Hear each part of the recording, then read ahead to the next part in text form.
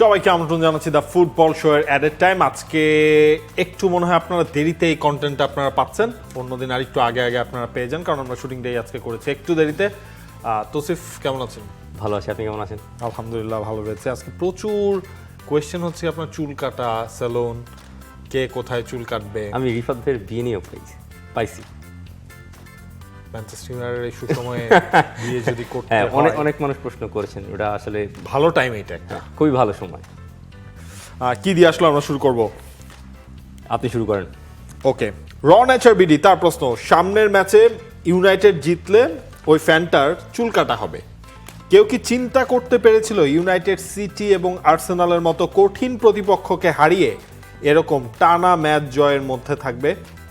এইটা এক কথা আসলে কেউ চিন্তা করতে পারে নাই। আপনি হচ্ছে আর্সেনালকে আপনি হারাবেন, আপনি ম্যানচেস্টার সিটিকে আপনি হারাবেন, এবং কোন দলটাকে নিয়ে আপনি হারাচ্ছেন? যেই দলটা এক মাস আগেই, যেই দলটার হচ্ছে গিয়ে আপনার কোনো অস্তিত্ব টপ ফোরের মধ্যে আপনি পান নাই, একেবারে হ্যাঁ, ওই দলটাই আপনার এখন ব্যাক টু ব্যাক টানা 4টা ম্যাচ জিতলো, কোচ পরিবর্তন হলো। আমি তখন আপনার শুরুতে একটা কথা বলছিলাম যে হাওয়া বদল, অনেক সময় হাওয়া বদলটা অনেক ক্ষেত্রে আপনার খুব পজিটিভলি ওয়ার্কআউট করে।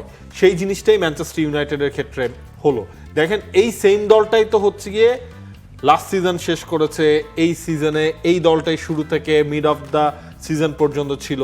কোনো তো আসলে চেঞ্জ হয়নি। এমন না হচ্ছে আপনার ক্যারিক নতুন কোনো ফুটবলার নিয়ে এসেছেন, ম্যানচেস্টার ইউনাইটেডের নতুন কোনো ফুটবলার এসে যোগ দিয়ে খুব কিছু করছে, কিন্তু অ্যাজ এ টিম হিসেবেই আসলে তারা জিনিসটা এনজয় করছে। ইয়াসিন আরাফাতের প্রশ্ন, ম্যান সিটি নাকি লিভারপুল আর ম্যান ইউনাইটেড ফ্যান কি কাটতে পারবে তার চুল? খুব ভালো রিদম মিলিয়েছেন ইয়াসিন ভাই। ম্যানচেস্টার ইউনাইটেডের ফ্যান তো চুল কাটতেছে, এটা মোটামুটি মনে হয় কাটতে পারবে, এখন এই বিশ্বাসটা আসলে রাখা যায়। হ্যাঁ, আর নেক্সট ম্যাচটা হচ্ছে ওয়েস্ট হ্যামের মাঠে, যদিও ওয়েস্ট হ্যাম হচ্ছে রেলিগেশন ব্যাটেলে আছে, ওয়েস্ট হ্যামের অবস্থা খুবই বাজে। আর ম্যানচেস্টার ইউনাইটেড এই ধরনের ফর্ম নিয়ে যখন যাচ্ছে ওয়েস্ট হ্যামের মাঠে, তখন মানে 3 পয়েন্টস মানে শুড বি ইজি। আর কি বলে, ম্যান সিটি নাকি লিভারপুল, উনি এই প্রশ্নটাও জুড়ে দিয়েছেন, যেহেতু প্রিমিয়ার লিগের প্রসঙ্গে আছি। ম্যান সিটি নাকি লিভারপুল, খুব অল্প সময়ের মধ্যে আপনারা সেই উত্তরটা পেয়ে যাবেন। খুব অল্প সময়ের মধ্যে। আমার মনে হয় যে এর টাইমটা দেখতে দেখতেই শুরু হয়ে যাবে ম্যাচটা। অনেক সময় সেই অ্যান্সারটা একটু পরে আসলে শুরু হয়ে যাবে। ওইখানে ওই রুবেন আমরিমের ক্ষেত্রে ছিল কি, রুবেন আমরিম হয়তো যেই প্রেশারগুলো ছিল তার ক্লাবের হায়ারার্কি থেকে, ক্লাবের ম্যানেজমেন্ট থেকে, প্লাস প্লেয়ারদের থেকে, যেসব প্লেয়ার তিনি হ্যান্ডেল করছিলেন, মনে হচ্ছিল যে তিনি ওই প্রেশারটা নিতে পারছিলেন না। আর আপনার যখন বস, আপনার যখন ম্যানেজার ওই ঝামেলার ভেতরে পড়ে নিজেই মেন্টাল স্ট্রেসে পড়বেন, তখন ওই ছাপটা প্লেয়ারদের পারফরমেন্সেও দেখা যাবে। আপনার মনে আছে কিনা ওই ম্যানচেস্টার ইউনাইটেডের একটা ম্যাচে, যে ম্যাচটা এফএ কাপ দিয়ে খুব সম্ভবত বাদ পড়লো ম্যানচেস্টার ইউনাইটেড, তখন ডাগ আউটে বসে বৃষ্টি হচ্ছিল প্রচুর, 4th টিয়ারের একটা ক্লাবের সঙ্গে উনি বোর্ডে কিছু একটা মেলাচ্ছেন, যখন ম্যানিউ মানে হেরে বাদ হয়ে যাচ্ছিল, মানে ওইটাই হচ্ছে একটা প্রমাণ ছিল তখনই যে মানে আমরিম হ্যান্ডেল করতে পারছেন না তিনি ছিলেন। এবং আরেকটা জিনিস দেখেন, ধরেন আপনি কিভাবে মিডিয়া হ্যান্ডেল করছেন। হ্যাঁ, প্রেস কনফারেন্স, আপনি যখন ইউনাইটেড কোচ, প্রেস কনফারেন্স আপনার জন্য যদি টিম খারাপ করে, তখন আপনার জন্য মধুর প্রেস কনফারেন্স সেটা হবে না, সেটা খুব স্বাভাবিক। আমরা প্রেস কনফারেন্সে এমনও কথা শুনেছি যে worst Manchester United team ever, তাই না? এই জিনিসগুলো তো বলেছেন। তো ওইটাও তো ধরেন প্লেয়ারদের উপর কিছুটা হলেও তো আসলে প্রেশার ক্রিয়েট করতে। এখন প্লেয়াররা কি বলছে দেখেন, আপনি ব্রুনো ফার্নান্দেজ বলছে আমরা স্বাধীনভাবে খেলতেছি। ব্রুনো ফার্নান্দেজ এটাও বলছেন যে ম্যানচেস্টার ইউনাইটেড যারা খেলে, তারা যে ম্যানচেস্টার ইউনাইটেডে খেলার যোগ্য, সেটা তাদেরকে খানিকটা ফ্রিডম দিলেই টের পাওয়া যাবে, যেটা এই মুহূর্তে তারা পাচ্ছে। যেই স্টেবিলিটি, যেই ধরনের মেন্টাল পিস দরকার ছিল, সেটা ওই ড্রেসিং রুমে আছে, সেজন্যই হয়তো এই ধরনের পারফরমেন্স বের হয়ে আসছে। আর তিনি যে ক্লাবের সাইনিংটা করিয়েছেন সেসকোর চেয়ে যদি এমবুএমও ভালো সেন্টার ফরওয়ার্ড হিসেবে ভালো ফিট করে, তিনি কিন্তু ওই রিস্কটা নিতে মোটেও দ্বিধায় পড়ছেন না যে আমি অনেক টাকা দিয়ে সেসকোকে কিনেছি, আমার সেসকোকে যে খেলাইতেই হবে, ব্যাপারটা এরকম না।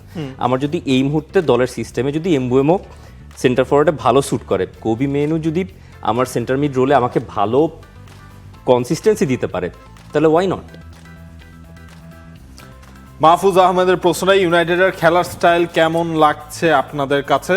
আমার কাছে ইউনাইটেডের খেলার স্টাইল মানে আমার পছন্দ হচ্ছে। মানে খেলাটার মধ্যে না এখন আপনার দেখতে মজা লাগতেছে। ইউনাইটেডের খেলা একটা স্পিড আছে, বা ধরেন হচ্ছে বল পজিশন ছাড়াও যদি তারা খেলে, মনে হচ্ছে এইটাও তাদের মানে প্ল্যানের অংশ। তারা ওই কাউন্টারগুলো তারা হচ্ছে মেক করছে, ট্রানজিশনাল মুভগুলো ম্যানচেস্টার ইউনাইটেডের এখন খুবই ভালো হচ্ছে। ভালো মানে ইচ অ্যান্ড এভরি প্লেয়ারকে আমার এখন ধরুন হচ্ছে পছন্দ হচ্ছে ম্যানচেস্টার ইউনাইটেড। সত্যি কথা, ধরেন লিসান্ড্রো, হ্যারি ম্যাগুয়ের শুরু করে হচ্ছে কুনিয়া, তো আমি কুনিয়ার বিগ ফ্যান হয়ে গেছি রিসেন্টলি না, এই সিজন থেকে ধরুন কুনিয়ার খেলা আমার খুবই পছন্দ হচ্ছে। আর ব্রুনো তো ব্রুনো তো প্রতি ম্যাচে পারফর্ম করতেছে, মানে ওই ম্যানচেস্টার ইউনাইটেড আসার পর থেকে আমার মনে হয় না এমন কোনো ম্যাচ মানে ম্যানচেস্টার ইউনাইটেড পার করছে যেটাতে ব্রুনো ভালো খেলে নেই।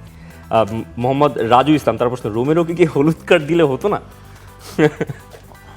না, আমার মনে হয় হচ্ছে কি আপনার, হ্যাঁ তিনি বলে ফার্স্ট ইয়েটা ছিল, বলে কি ছিল আমার ঠিক মানে বলে তার ফার্স্ট ইন্টেনশনটা ছিল, কিন্তু পরে তো আপনার পুরোপুরি হচ্ছে যে যেই ভাবে ক্যাসেমিরোর ওপর তার ওই অ্যাগ্রেশনটা না, তখন পুরোপুরি ওই দিকটাতে শিফট হয়ে গেছে।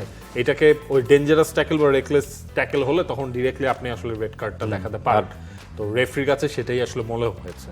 আর মানে ওইখানে ক্যাসেমিরো ইনজুরিতেও পড়তে পারতেন, সিরিয়াস ইনজুরিতে, যেই কারণে আসলে রেফারি তাকে ডিরেক্ট রেড দিয়েছে। ম্যানচেস্টার ইউনাইটেডের ম্যাচের ভাগ্যটা আসলে ওই 29 মিনিটেই হয়ে গেছে আমার মনে হয়।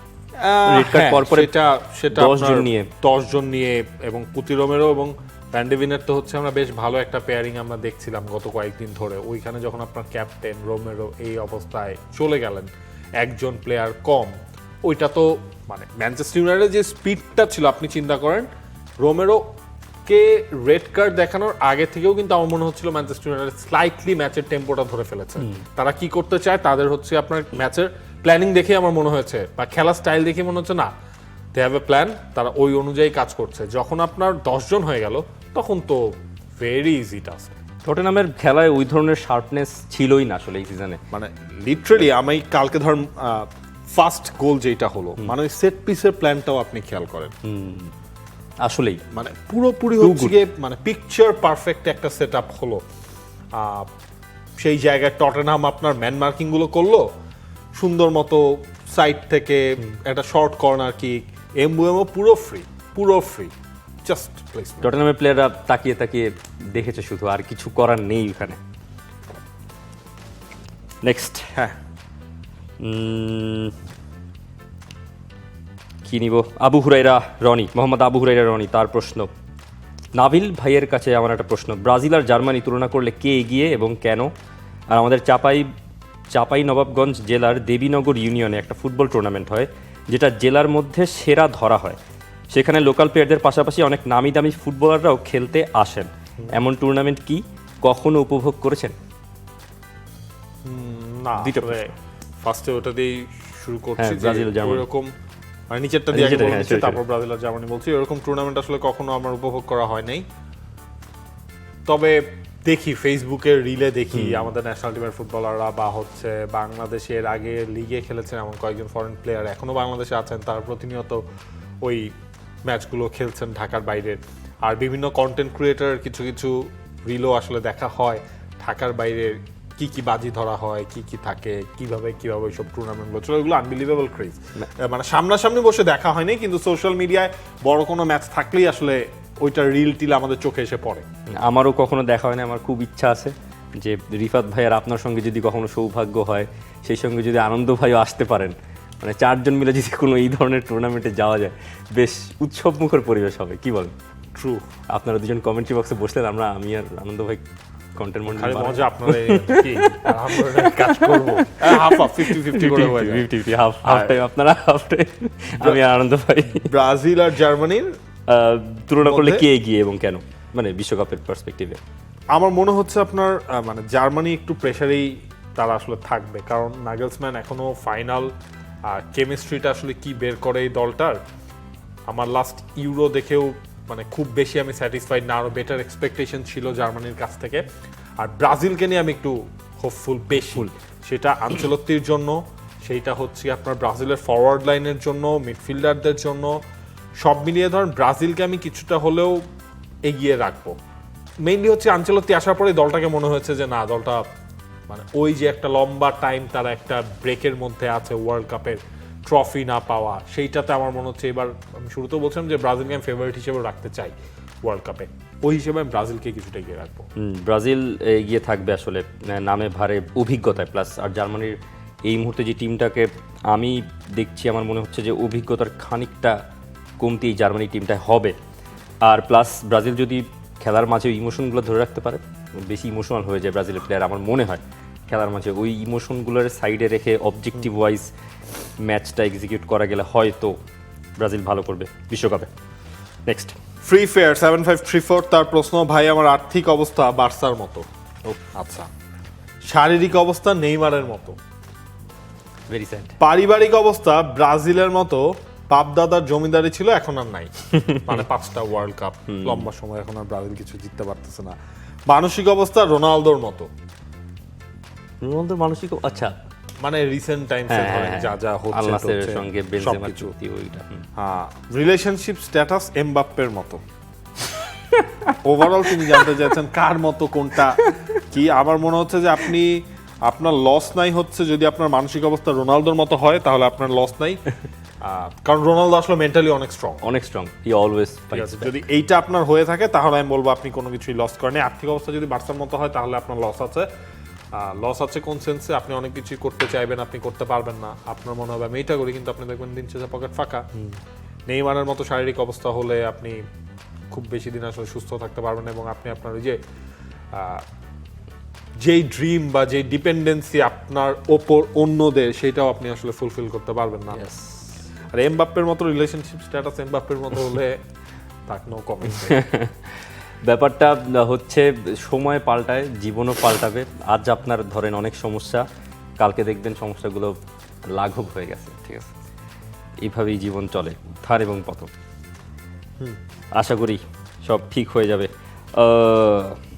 ময়ূখ রহমান তার প্রশ্ন, so many coaches are coming and going in European football, but Englishman Gareth Southgate still hasn't return to coaching after leaving the England team. What do you think is the reason for that? আর আমার এটা নিয়ে না একদম আইডিয়াই নাই। Gareth সাউথগেটের ওই ছেড়ে দেওয়ার পর বা তার সাথে সম্পর্কটা ছিন্ন হওয়ার পর তিনি কোথায় আছেন, নতুন করে কোথাও যাচ্ছেন কিনা, এইটার ব্যাপারে আসলে আমার আইডিয়া উনি যাচ্ছেন না। গ্যারেথ সাউথগেট দীর্ঘদিন ফুটবলের সঙ্গে ছিলেন অ্যাজ এ প্লেয়ার, পরে কোচিংয়ে তিনি এফের সঙ্গে যখন যোগ দিয়েছিলেন তখন তার এইভাবে প্ল্যানিং ছিল না যে ইংল্যান্ড টিমটাকে তিনি ম্যানেজ করবেন। যে একটা পর্যায়ে তিনি ইংল্যান্ড টিমকে ম্যানেজ করলেন, অনেক সাফল্য এনে দিয়েছিলেন। যাই হোক, গ্যারেথ সাউথগেট অনেক কিছু নিয়েই মানে জানুয়ারিতে একটা ইন্টারভিউতে বলেছিলেন যে উনি কেন কোচিংয়ে আসছেন না। মানে যেই ধরনের প্রেশার আর যেই ধরনের হেকটিক জীবনযাপন একজন ম্যানেজারের, যে ইংলিশ ফুটবলে বা ন্যাশনাল টিমে ইংল্যান্ডের বা ইংল্যান্ডের কোনো ক্লাব অপারেট করেন, ওই জায়গাটা থেকে খানিকটা বিরতি তিনি নিচ্ছেন, সেই বিরতিতে আছেন, এনজয় করছেন জীবনটা। আর অনেক কিছু নিয়েই কথাবার্তা বলেছিলেন ওই ইন্টারভিউতে, যেমন ইংল্যান্ডের ফুটবলে রিসেন্টলি কি তিনি কোথাও তার কোনো ইচ্ছা আছে কোথাও জয়েন করার? না না, এরকম গুঞ্জন ছিল মাঝখানে, কিন্তু এগুলো না। আর তিনি বলতেছিলেন যে ইংল্যান্ডের কোচিং স্ট্রাকচারটা কীভাবে চেঞ্জ হচ্ছে, যেমন রুবেন আমরিমের স্যাক হওয়া নিয়ে, এইসব বিষয় নিয়ে অনেক ভালো ইনপুট তিনি দিয়েছিলেন, যেহেতু ইংল্যান্ডের এফের হয়ে দীর্ঘদিন কাজ করার অভিজ্ঞতা তিনি তার আছে। যেমন আমরা বলছিলাম যে আমরিম কেন স্যাকড হলো। আপনার যখন ইংল্যান্ডের কোনো ক্লাবের দায়িত্ব আপনি পালন করবেন, আপনার যে প্লেয়ারগুলো আছে তারা তো অ্যাজ এ মানে নিজেদের অলরেডি ব্র্যান্ড হিসেবে স্ট্যাবলিশড করে ফেলেছে, তাদেরকে সামলাইতে হবে। ক্লাবের ফাইন্যান্সিয়াল যেই ইন্টারেস্টগুলো থাকে সেগুলো সামলাইতে হয়, প্লাস যে traditional media plus social media, এইগুলোর প্রেশার হ্যান্ডেল করতে হয়। ফ্যান বড়, এটাই তো লাস্ট, একেবারে last but not the least. স্টেডিয়ামে যখন ফ্যানরা থাকবে, আপনার ফ্যানদের আপনি কেমন ফুটবল উপহার দিচ্ছেন, ফ্যানরা কি স্যাটিসফাইড কিনা। যেমন গতকালকে ম্যাচের পরে অ্যালেক্স ফার্গুসন তিনি যখন বের হয়ে যাচ্ছিলেন স্টেডিয়াম ছেড়ে হাসি মুখে, মানে ভদ্রলোকটার মুখে হাসিটা দেখেই কত ভালো লাগছে যে কতদিন তিনি এই ওল্ড ট্রাফোর্ডে আসছেন, হতাশ হয়েছেন, কিন্তু অ্যাট লাস্ট মনে হয় যে তিনি একটা স্বস্তি নিয়ে ফিরতেছেন যে আমার ক্লাব একটা সেফ হ্যান্ডস পেয়েছে অল অ্যাট লাস্ট।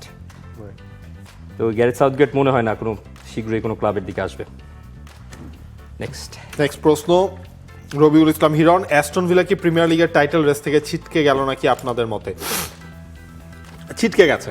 আপনি স্পেশালি হচ্ছে এই লাস্ট 2টা রাউন্ডেই তো অ্যাস্টন ভিলা পয়েন্ট হারিয়েছে, আপনার 4 পয়েন্ট। ব্রেন্টফোর্ডের সাথে তারা হচ্ছে গিয়ে আপনার প্রথমে ম্যাচ হারলো, ড্র করলো যে হচ্ছে গিয়ে আপনার বোর্নমাউথের সাথে। আপনি খেয়াল করেন মানে আর্সেনালও পয়েন্ট হারিয়েছে কিন্তু লাস্ট কয়েক রাউন্ডের মধ্যে। কিন্তু অ্যাস্টন ভিলা যদি এই ম্যাচগুলো জিততে পারতো, আপনি তো ডিফারেন্সটা তো আপনি কমাইতে পারতেন। দেখা যেত যে আপনার আর্সেনালের সাথে পয়েন্টের ডিফারেন্স হচ্ছে 5, এনিথিং ক্যান হ্যাপেন ওই 5 পয়েন্ট থাকলে, কিন্তু এখন আপনার যেই জায়গায় আছে এই 2টা পয়েন্ট থেকে আপনি কিছুই আসলে নিতে পারলেন না। 2 ম্যাচ থেকে আপনি মাত্র 1টা পয়েন্ট পেয়েছেন। আমার কাছে মনে হয় যে অ্যাস্টন ভিলার ওই টাইমটা আর কি একটা হানিমুন টাইম ছিল, হানিমুন পিরিয়ড। ওইটা শেষ হয়ে গেছে অ্যাস্টন ভিলা। অ্যাস্টন ভিলা কখনোই আসলে টাইটেল রেসে ছিল না, মানে আপনারা হয়তো মনে করতে পারেন মানে অ্যাস্টন ভিলা ওইরকম ক্লাবের ওইরকম স্কোয়াড ডেপথ নাই, ওইরকম কোয়ালিটি আসলে নাই যে তারা প্রিমিয়ার লিগ চেস করবে। সর্বোচ্চ টপ 4 তারা যেটার জন্য প্র্যাকটিক্যাল গোল যেটা হওয়া উচিত অ্যাস্টন ভিলা, সেটা এখনও আছে। আমার মনে হয় অ্যাস্টন ভিলা টপ 4 একেবারে শেষ গেম উইক পর্যন্তই ফাইট দেবে। এটা ডিপেন্ড করছে আপনার লিভারপুল, চেলসি, ম্যানচেস্টার ইউনাইটেড, এই যুদ্ধটা চলবে। এই 3টা দল দেখেন অ্যাস্টন ভিলা যখন আপনার সিটির সাথে পিঠাপিঠি হয়ে তারা চলা শুরু করলো, ইনফ্যাক্ট মাঝখানে তো এমন একটা সময় আসলো অ্যাস্টন ভিলা জিতলে তারা পয়েন্ট টেবিলের টপেও আসলে চলে যেত। কয়েক রাউন্ড আগেই তো আপনার ইকুয়েশনটা ছিল। আপনি চিন্তা করেন ওই টাইমে ম্যানচেস্টার ইউনাইটেডের কি অবস্থা ছিল, খুবই বাজে। হ্যাঁ, আপনি ওই টাইমে লিভারপুলের কি অবস্থা ছিল, বাজে। হ্যাঁ, লিভারপুল একটু বেটার ছিল বা ড্র করতেছিল তারা, ড্র করছিল। তো চেলসির তখন আসলে কি অবস্থা ছিল ওই টাইমটায় অ্যাস্টন ভিলা ধীরে চলো নীতিতে ছিল, কিন্তু পরে অন্য দলগুলো যখন আপনার জাম্প করলো তখন আসলে অ্যাস্টন ভিলার ওই কাজটা করতে পারেনি। আমার মনে হয় অ্যাস্টন ভিলার আসলে ব্রেকডাউনটা হয়ে গেছে, হ্যাঁ, মানে মোমেন্টের ব্রেকডাউনটা। ওই মর্গান রজার্সরা যখন গোল দেওয়া বন্ধ করে দিয়েছেন তখন অ্যাস্টন ভিলার ভাগ্যের চাকাটাও মোটামুটি থেমে গেছে। ভাই রাকিব তার প্রশ্ন, ভাই অদ্ভুত একটা প্রশ্ন করি। মেক্সিকোর গোলকিপার গিলেরমো ওচোয়া, যাকে কিনা শুধু 4 বছর পর পর বিশ্বকাপের আসরেই দেখা যায় ক্লাব ফুটবলে সে কোন ক্লাবে খেলে সেটা অনেকেই জানেন না। ভাই বিশ্বকাপে সে মেক্সিকোর হয়ে যে পারফরমেন্স করে তারপর টপ 5 লিগের বড় কোনো ক্লাব তাকে দলে ভেরায়নি। ওচোয়া আসলে অনেক বছর ধরে ফুটবল খেলছেন। 2007 সালে তিনি প্রথম মেক্সিকান যিনি ব্যালন ডি'অরে শর্ট লিস্টেড হয়েছিলেন। মানে ওই আপনি যখন 2014 বিশ্বকাপে স্পেশালি তিনি বাড়তি নজর কেড়েছিলেন। এরপরে আসলে ওই সময়টাতে তার বয়স অনেক বেশি। তো ইউরোপের টপ 5 লিগের ক্লাবগুলো এত বয়সী মেক্সিকান গোলকিপার হয়তো নিতে আগ্রহী হয়নি, কিন্তু একটা সময় তিনি লা লিগায় ছিলেন। তো আমার মনে হয় এই বিশ্বকাপেও তিনি 1 বছর ধরে মেক্সিকোর ন্যাশনাল টিমের আশেপাশেও নেই। তো যদি এই বিশ্বকাপটা খেলতে হয় তো আমার মনে হয় খুব কঠিন হবে তার জন্য, মানে মেক্সিকোর হয়ে হয়তো স্কোয়াডে সুযোগ পাওয়াটা বা কল আপ পাওয়াটা খুব কঠিন হবে। তবে ওচোয়া বরাবরের মতো অনেক ভালো ভালো মুহূর্ত আমাদের উপহার দিয়েছেন। মেমোরেবল গায়, ঠিক না? ওচোয়া, তারপর আপনার হচ্ছে ধরেন এর আগে চিলভার্ডের খেলা প্যারাগুয়ের, হ্যাঁ, তারও হচ্ছে বেশ কিছু মোমেন্ট আপনার হচ্ছে, মানে এগুলো কখনো আপনি ভুলতে পারবেন না। কেইলর নাভাস ওই বিশ্বকাপটাতে, কেইলর নাভাস জিনিস আছে এরকম। তো আপনার অলিভার কান্দা তো ধরেন অন্য লেভেলের জায়গায় তা ওনার রয়েছে, এই বাইরে যে ছোট ছোট এই নামগুলা এগুলো মনে থাকবেই তাদের সেই সব মোমেন্টের কারণে। আর নেক্সট প্রশ্ন হচ্ছে সাজিদ হাসানের প্রশ্ন, রোনালদো একের পর এক ম্যাচ বয়কট করে যাচ্ছে, তার এরকম করার ভবিষ্যৎ কি বা এরকম করাটা কতটা যৌক্তিক? আর রোনালদো এটা তার টিমের জন্য আসলে করছে, অবশ্যই টিমের জন্য। ওনার কাছে মনে হয়েছে যে তার ক্লাবটা এইভাবে না চলে ওইভাবেও তার ক্লাবটা যদি চলতে পারে, আবার তাদের ওই ক্লাবটাকে যদি ওইভাবে চালানো হয় তাহলে আসলে জিনিসটা বেটার। কারণ দেখেন রোনালদো তো আপনার হচ্ছে আল নাসের এতদিন ধরে আছে, তার তো একটা আক্ষেপ তো আছে, তিনি কোনো ট্রফি এখন পর্যন্ত আল নাসেরে জিততে পারেন নাই। তার নিজের কাছেও তো মনে হচ্ছে এই যে আমি যে এই দলটায় আছি আমি তো কিছু জিততে পারছি না, কেন জিততে পারছি না? এর পেছনে কারণগুলো হচ্ছে এইটা, আমাদের মানে আল নাসের অন্য ক্লাবের থেকে এখন একটু পিছিয়েই রয়েছে এই সব ফ্যাসিলিটিসের দিক থেকে। ফ্যাসিলিটিস মিনস পিআইএফ এর এইসব সুযোগ সুবিধা বা এইসব জায়গা থেকে আসলে তারা পিছিয়ে রয়েছে। আবার আপনি খেয়াল করে দেখেন যে আল হিলাল তারা যে আপনার এগিয়ে যাচ্ছে, তাদের ওই বাকি 25% শেয়ার তো হচ্ছে অন্য আরেকজনের, ওটা তো পিআইএফ এর কাছে না, ওটা হচ্ছে সৌদি প্রিন্সের। তিনি হচ্ছে ওই টাকাটা প্রপারলি খরচ করছেন, তার কাছে মনে হচ্ছে এইসব সাইনিং আমার দরকার, যে জিনিসটা মানে আল নাসেরের সাথে এই উইন্টারে হয়তো হয়নি। এখন ক্রিশ্চিয়ানো রোনালদো ধরেন হচ্ছে এই উইন্টার ট্রান্সফার উইন্ডোটাই কেন টার্গেট করছেন? কারণ আপনি যখন পয়েন্ট টেবিল দেখবেন আল নাসেরের পক্ষে এখনো সম্ভব এবারে লিগটা জেতা। অন্য লিগে কিন্তু আপনার আল হিলালের সাথে পয়েন্টের ডিফারেন্স একটু বেশিই থাকে। এবার তো আপনার হচ্ছে লাস্ট রাউন্ড পর্যন্ত 1 পয়েন্টের ডিফারেন্স ছিল, সুতরাং ওয়াই নট, যদি ভালো প্লেয়ার সাইন করাতে আপনি পারতেন তাহলে তো আল নাসেরের পক্ষে অধরা ট্রফিটা জেতাটাও সম্ভব। সেই কাজটা আসলে রোনালদো করছেন। রোনালদোর এই বয়কট করাটা আমি মনে করি রোনালদোর জায়গা থেকে তিনি ঠিকই করছেন। আর পিআইএফ মানে এই জায়গাটাতে তো ঘাপলা, মানে আপনি যখন 4টা ক্লাবের মেজরিটি স্টেকস আপনার থাকবে, আপনার একটা টিমে একটা বড় প্রজেক্ট হচ্ছে রোনালদো আল নাসের হয়ে আসা, মানে যার আসার পরে আসলে এই শিফটটা হয়েছে, মানে মেজর শিফট ফুটবলের, মেসি ওইদিকে গেছেন, রোনালদো এদিকে আসছেন, মানে ইউরোপিয়ান ফুটবলের যেই বেসটা ওইটা যেন একটা শিফট হয়ে দুই দিকে পুরো বিশ্বে যেন ফুটবলের ইয়াটা ছড়ায়। তো ওইখান থেকে আপনারও তো মেকশিওর করা উচিত ছিল যে রোনালদো যেন ওইখানে হ্যাপি থাকে সৌদি প্রো লিগে। মানে আমি যদি ওই প্রজেক্টটা ওইভাবে দাঁড় করাই তো রোনালদো যেন ওই মানে লিগটা জেতে। আমার যেহেতু 4টা মেজর দলই আমার, না ধরেন হচ্ছে কি জেতাইতে তো আপনি পারবেন না, মানে আপনি এইভাবে যে ভালো প্লেয়ারগুলো যেমন রোনালদো আর বেনজেমা যদি আল নাসেরের এই সিজনটাতে এখানে যাইতো, আমার মনে হয় আল নাসের মানে ফেভারিটস একেবারে সৌদি প্রো লিগে। মানে সুযোগ সুবিধার দিক থেকেই যেমন লাস্ট দিনও বলছিলাম যে আল হিলাল প্লেয়ার সাইন করাচ্ছে, আল নাসের তাদের খরচ কমাচ্ছে, হ্যাঁ। এইটা তো হচ্ছে ক্রিস্টিয়ানো রোনালদো মানতে পারবে না। একটা ঝামেলা। যাক নেক্সট নেক্সট রিফাত হাসান জয়, তার প্রশ্ন, ইয়োকেরেশ কি পারবে সিজনের শেষ পর্যন্ত এইভাবে গোল করে যেতে? আর আজকে ম্যান সিটি হারলে কি আর্সেনাল প্রিমিয়ার লিগ জিতে যাবে? ম্যানচেস্টার সিটি হারলে পয়েন্টের ডিফারেন্সটা হবে 9, মানে ম্যাচ বাকি থাকবে আপনার 13টা। হ্যাঁ, 13 ম্যাচে 9 পয়েন্টের ডিফারেন্স কমানো, সেটা হচ্ছে কি আপনার মানে অনেক অনেক টাফ। এবং আর্সেনাল যে ফর্মে রয়েছে, আর্সেনাল হচ্ছে কি আপনার এবার প্রিমিয়ার লিগে সবচেয়ে ধারাবাহিক দল। ফিক্সচারগুলো ইজি আর ম্যান সিটির জন্য কঠিন সামনের দিনে। ট্রু। তো ওই হিসেব করে তো আপনার আমি আর্সেনাল, আমার মনে হয় আজকে যদি ম্যানচেস্টার সিটি আসলে শেষ পর্যন্ত হেরে যায়, পয়েন্টের ডিফারেন্স 9 হয়ে যায়, তাহলে আর্সেনালকে ধরাই যায়। আর্সেনাল বেরিয়ে এবং যাচ্ছে, তখন তোসিফ আমাদের খাওয়াবে। আর অবশ্যই আমি কি পরের সিজনে কিন্তু আমি এখনো মানে সন্দিহান এটা নিয়ে যে আর্সেনাল প্রিমিয়ার লিগ জিতবে, মানে এখনো কল্পনা করতে পারতেছি না।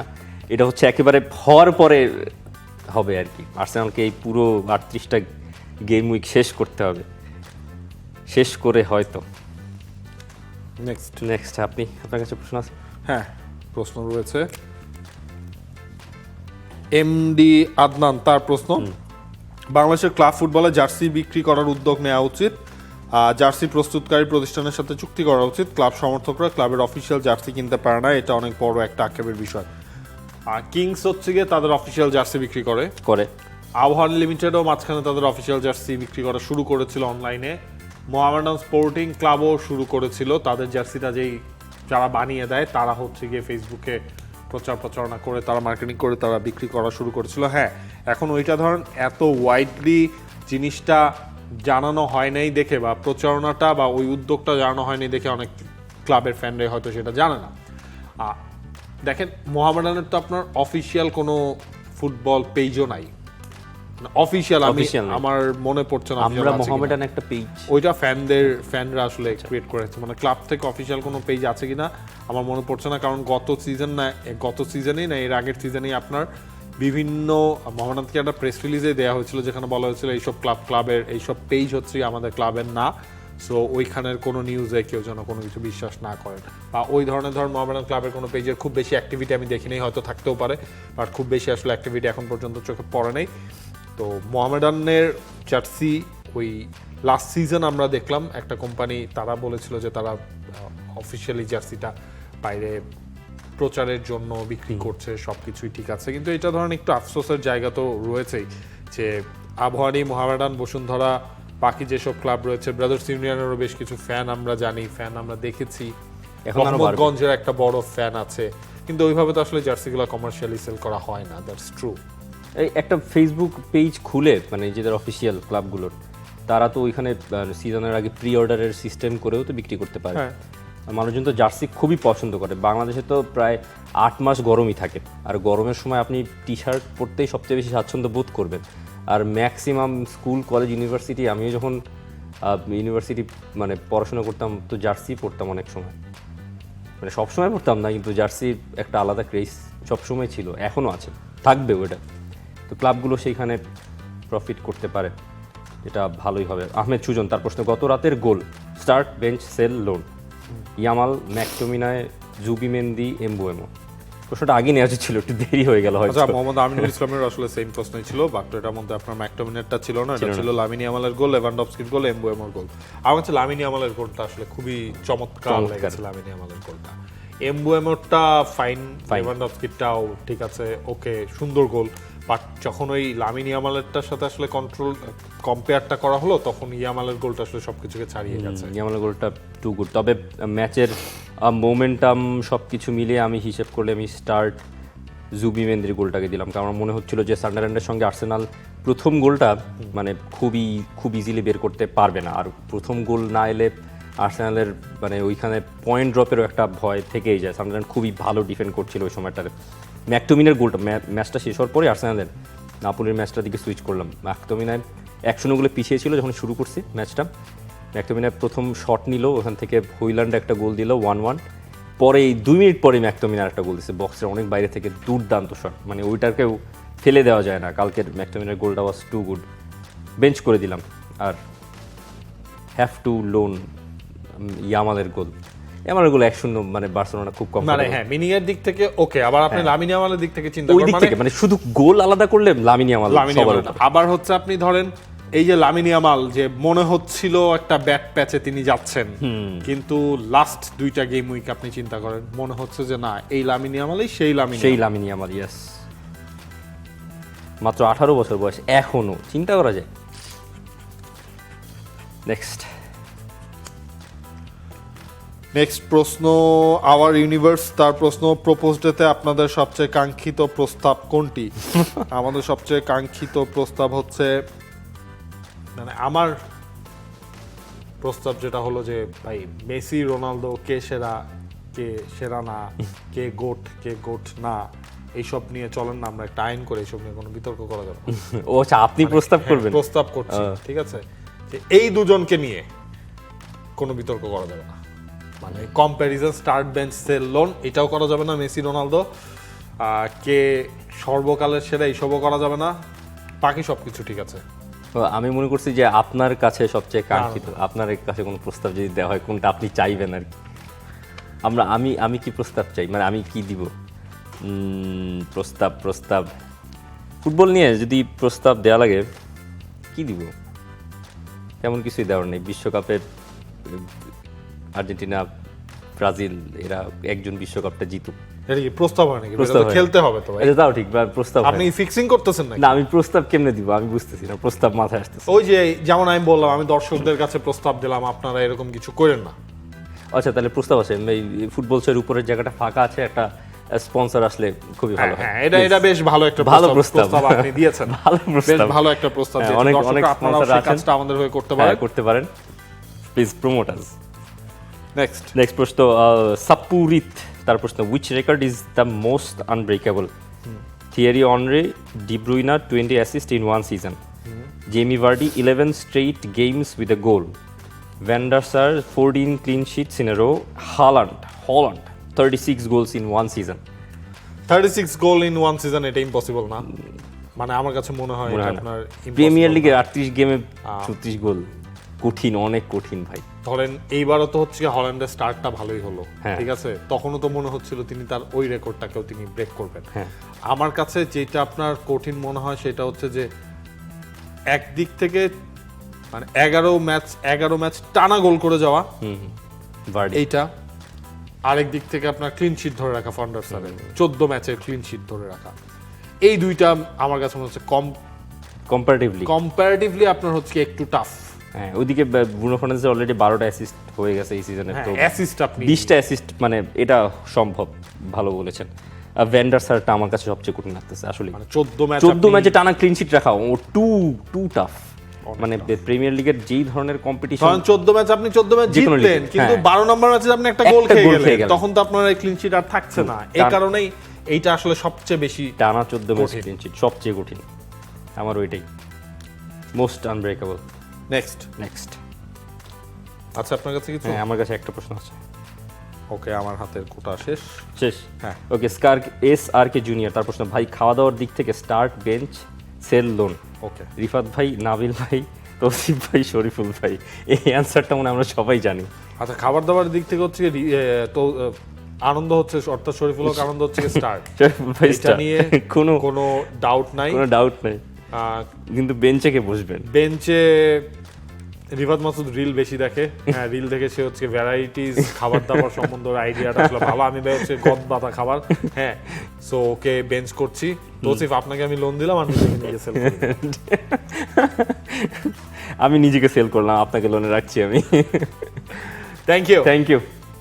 For more updates, subscribe to our YouTube channel and click on the bell icon. Follow us on Facebook and Instagram. Download T-Sports app to enjoy exciting games and highlights. Visit tsports.com.